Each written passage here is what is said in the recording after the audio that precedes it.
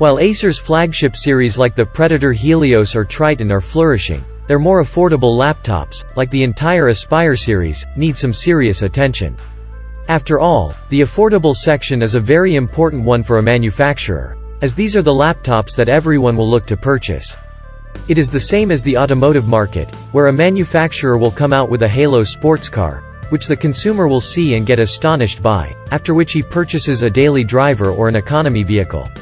Today we are taking a look at Acer's chance for redemption, as their Aspire 7 A715-42G hits the stage. With energy-efficient processors from AMD, a sleek external design, and NVIDIA graphics, this can be a home run for the company. Today we are presenting you with Laptop Media's top 5 picks about the Acer Aspire 7 A715-42G. Most consumers will find the simple and not intrusive design appealing. The laptop has a pretty good finish on the entire body, making it pretty resistant to stains. While the body is entirely made of plastic, the whole structure remains pretty rigid and solid, being quite flex-resistant. The lid is surprisingly bendy but opens with a single hand, which speaks a lot about the build quality and the strength of the hinges. The design itself is a bit outdated as the display has quite a big chin and forehead. Finally, the weight and height are pretty manageable, sitting at 2.15 kilograms and 22.9 millimeters, respectively. The laptop has a surprisingly long battery life, thanks to its 50.3 watt-hours battery unit and power-efficient Ryzen processors.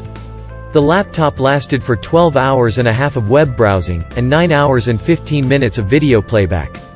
Now, we conduct the battery tests with Windows Better Performance setting turned on, screen brightness adjusted to 120 nits, and all other programs turned off except for the one we are testing the notebook with. The laptop is quite upgradable, with both the RAM and storage being available for expansion. After taking off the bottom panel, which is a relatively easy procedure, you find 2 SODIMM RAM slots, which support up to 32 GB of DDR4 memory in dual-channel mode. You also get a single M.2 PCIe X4 drive, for SSD expansion. In case you want to upgrade the memory or storage on the Aspire 7, but have no idea how, we will leave our teardown video, which shows the exact steps to getting access to both the SODIMM and M.2 slots. The laptop has a pretty beefy cooling solution, which consists of a total of 3 heat pipes. 2 of them are shared between the CPU and GPU, with one more solely for the graphics card. We are happy to see this configuration, as the Ryzen 5000U series are known for their efficiency. The graphics memory and VRMs are also actively cooled with 2 copper heat spreaders, connected to 2 fans. Our laptop came with the Ryzen 5 5500U, which performed relatively well in our stress test, which evaluates the processor's performance during short, 2 to 10 seconds, medium, 15 to 30 seconds, and long load, 10 to 15 minutes. We were surprised to find out that even after 15 minutes of testing, the Ryzen 5 5500U retained a clock speed of nearly 2.90 GHz while sitting at a temperature of 62 degrees Celsius. As for the graphics, the GTX 1650 sat at a decently high clock speed of 1715 MHz and a temperature of 65 degrees Celsius after 30 minutes of testing. It turns out that the third heat pipe really does wonders for the system. Even after a long gaming session, the fans remained relatively silent and the outside temperature didn't go over 45 degrees Celsius.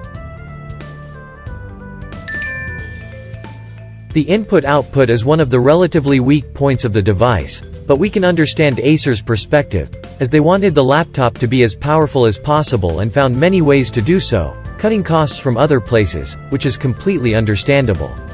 The input-output is split between the 2 sides, with the left side housing a security lock, an RJ45 connector, HDMI connector, USB Type-C 3.2 Gen 1 port, and 2 USB Type-A 3.2 Gen 1.